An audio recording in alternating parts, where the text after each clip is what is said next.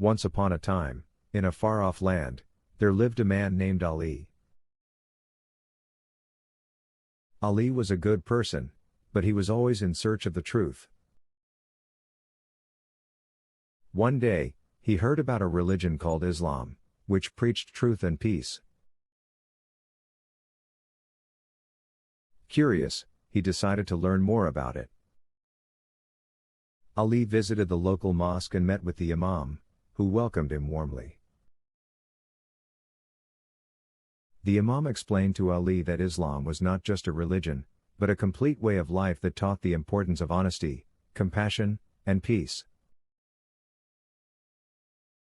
Over the next few days, Ali learned about the pillars of Islam, including the importance of prayer, charity, fasting, and pilgrimage. He was amazed by the simplicity and beauty of this religion. As he continued to learn, Ali found himself becoming a better person.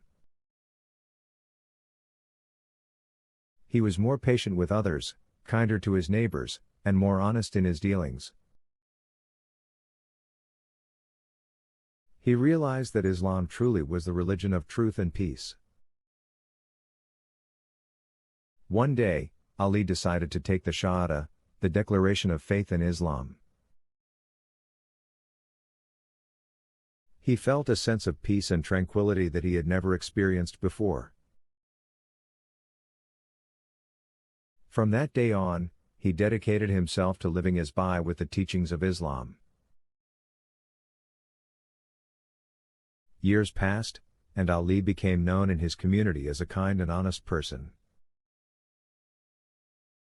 He helped those in need, and people came to him for advice and guidance.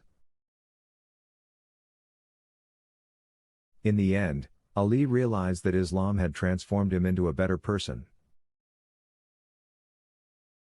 He was grateful for the guidance and teachings of this beautiful religion and knew that he would continue to follow its teachings for the rest of his life.